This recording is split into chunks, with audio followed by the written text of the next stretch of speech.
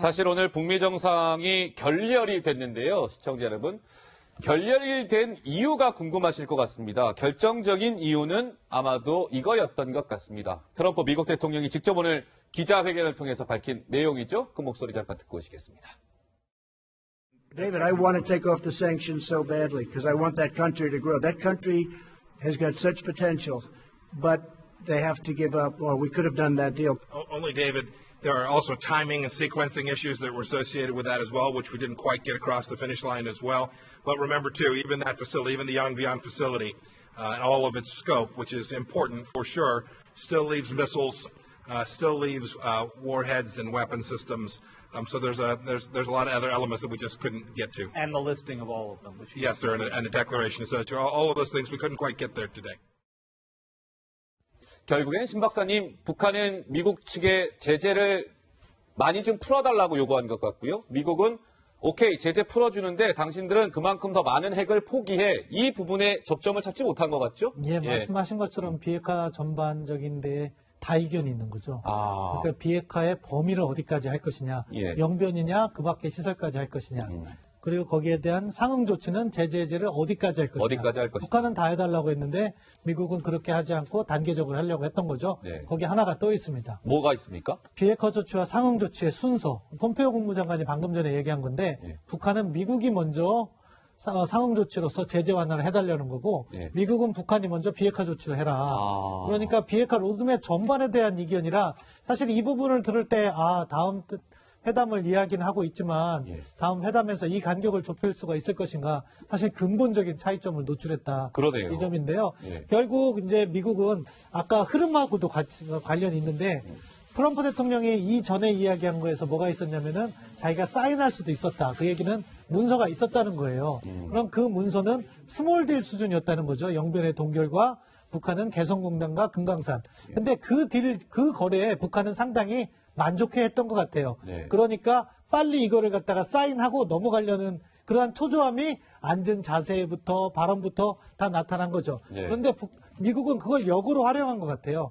북한이 지금 제재 완화에 초조해하고 있다. 그렇다면 여기에서 북한 비핵화를 보다 예측 가능하기 위해서 다음 단계까지 연결고리로 활용하자. 그런 취지에서 사실은 의제에 없던 영변 플러스 알파 이야기는 했지만 비공개 농축우라늄 시설을 꺼냄으로 해서 김정은 위원장을 당황하게 했다. 그런데 거기서 김정은 위원장이 약간 김정일 국방위원장과는 다른 접근을 했어요. 어떤 접근입니까? 김정일 국방위원장 같으면 받습니다. 그렇지만 그 구체적인 조치는 어디에다가 실무회담에다 떠넘기죠. 그리고 그 실무회담을 진행하면서 나름 시간을 끌고 제재 완화를 받고 보다 유리한 환경을 활용했을 텐데 김정은 위원장은 어떻게 보면 그 정도로 노회하지 않았던 것 같아요. 안 됩니다 이야기를 한 거죠. 그러면은 트럼프 입장에서는 다음 단계 비핵화 조치가 어려울 것 같다. 그렇다면은 내가 여기에서 양보를 했다면은 다음번에 정상회담은 오히려 더 어려울 수도 있겠구나 하는 생각을 했기 때문에 거기에 사인을 하지 않은 거다. 이 협상론적 관점에서 주고받기를 보면은 그러한 흐름이 읽혀지는 그런 발언이었습니다. 우리 주 기자는 이번 협상 결렬의 가장 근본적인 그 이유랄까요? 그걸 좀 어떻게 분석하고 싶으세요? 근본적인 이유라고 말하면 비유해서 말하면 값이 안 맞는 거죠. 값이 안 맞았다? 값이 안 맞은 거죠. 그래서 북한으로서는 아까 제가 살라미 전술 이런 식으로 분석을 했습니다만은 결국 핵 비핵화라는 것을 지금 뜯어놓고 보고 있는 것 같습니다. 그래서 일단 핵시설 불능화 그리고 작년 같은 데는 성이라고 해서 실험 갱도를 폭파하고 영변 그리고 또 나가서 이제 ICBM 그리고 또 이미 만들어진 핵 해가지고 이걸 이렇게 잘게 쪼개가지고 살라미로 하나하나 뭔가 바꾸는 거죠. 이번에 요거는 영변은 대북 제재 해제하고 바꾸고 이미 만들어진 핵 폐기하는과 동시에 북한의 북미 수교 이런 거 있고 그리고 또 이렇게 보면 국제사회 지원과 국제금융기구의 가입 이런 것들을 해가지고 하나하나 이렇게 바꾸려고 생각을 했던 것 같습니다. 근데 그게 또 북한의 입장에서 보면 우리 객관적으로 봤을 때 미국은 세계 최초 강대국입니다. 그리고 북한은 정말 힘없는 약소국가죠. 그러면 우리가 비유해서 학교에서 힘센 짱하고 제일 힘없는 애하고 좀 거래합니다. 그래서 힘 있는 사람이 너 나하고 바꿔먹자. 이거 바꾸자. 하게 되면 가장 이의 없는 거래 조건은 힘 있는 애가 먼저 쓱 주고 예.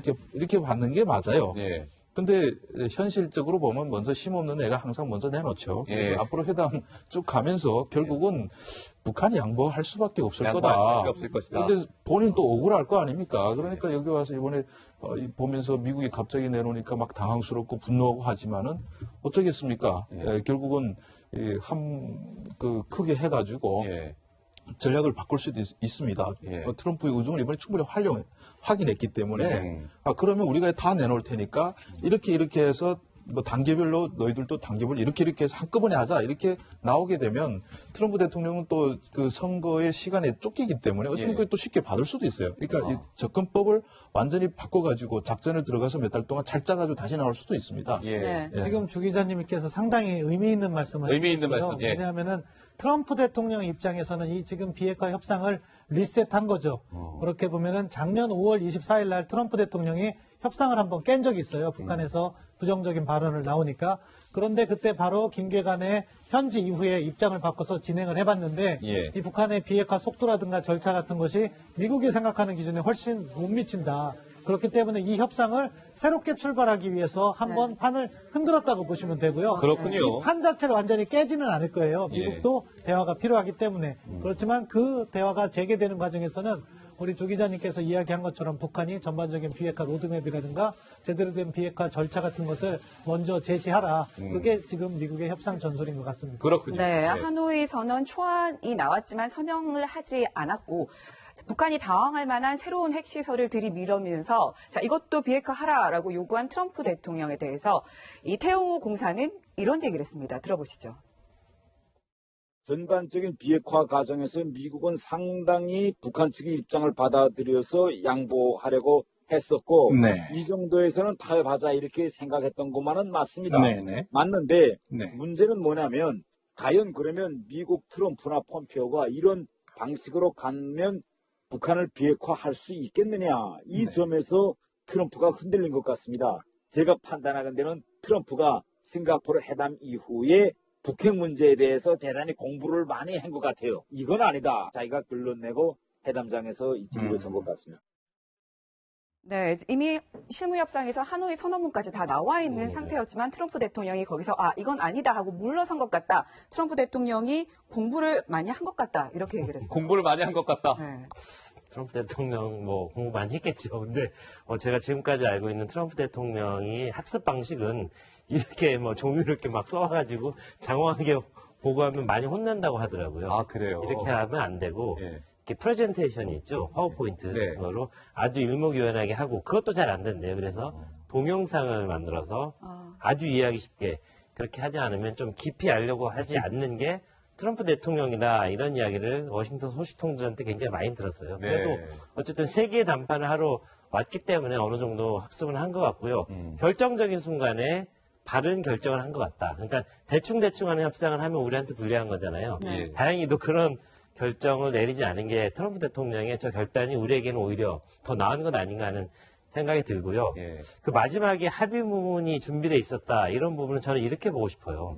그러니까 왜 이번에 해서 뭐 연락사무소도 설치하고 맞습니다. 종전선언도 넣고 뭐 이런 짜잘한 것들이 있잖아요. 추가적으로 유해송원도 하고 이런 부분은 다 됐을 거예요. 그러니까 1항부터 10항까지 있다면 1항에서 8항까지는 됐는데 예. 가장 중요한 게 두 개잖아요. 하나는 비핵화, 비핵화. 다른 하나는 제재 해제.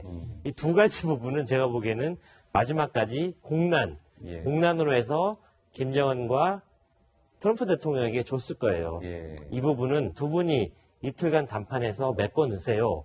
근데 이 부분이 결정적으로 틀어진 거죠. 그러니까 예. 모든 게 합의되지 않으면 결정 합의는 없다. 이런 부분이 그러니까 90%를 합의해도 마지막 10%, 5% 그렇죠. 때문에 그렇죠. 합의가 예. 깨지는 경우가 종종 있거든요. 예. 이번에는 가장 중요한 두 개에서 합의가 못 되면서 결국 묻은 게 없었던 거로 아. 되는 그런 상황이 아니었나 한번 추론해 봅니다.